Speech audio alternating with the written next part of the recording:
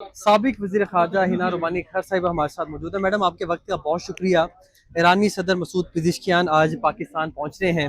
इससे कबल हमने देखा कि स्विट्ज़रलैंड में पाकिस्तान की मीडिएशन में जो तकनीकी मुज़ाकरात हुए, उसका मस्बत आउटकम ये निकला कि $12 अरब के जो फ्रोज़न एसेट्स है वो बहाल हो गए। इस पूरी डेवलपमेंट को आप कैसे देखती हैं? ईरानी सदर के दौरे को आप कैसे देखती हैं?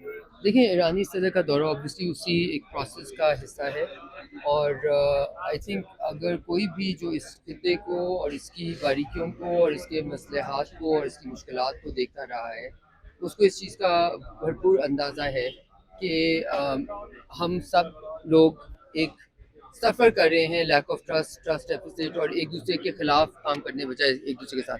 तो मेरी नज़र में एक यूनिक अपॉर्चुनिटी इमर्ज की है, जहाँ पे हर फरीक ने अपनी मैक्सिमल पोजीशन ऑलरेडी एक्सप्लॉइट कर चुके हैं। तो इसमें पीस को एक चांस मिल सकता है और मिलना चाहिए। और आई थिंक पाकिस्तान का रोल ऑब्वियसली सिर्फ मेरा सराहने का तो नहीं है, पूरी दुनिया में सराहता है। अच्छा मैडम, इस दौरान भी हमने देखा बहुत ज़्यादा स्पॉयलर्स थे। अमरीकी सदर के खुद ऐसे बयानात थे कि एक जानिब this is part of politics, I mean everybody does ये देयर सिर्फ ओन मैडम मसल्स टेस्टिंग था और यू नो बहुत सारी चीज़ें थी। आई थिंक ये मल्टी लेयर्ड प्रोसेस होता है, मल्टी लेयर्ड एक्टर्स होते हैं, इसमें एक एक चीज़ को हम सब्सक्राइब करें और बेल दबाएं ताकि कोई खबर रह न जाए।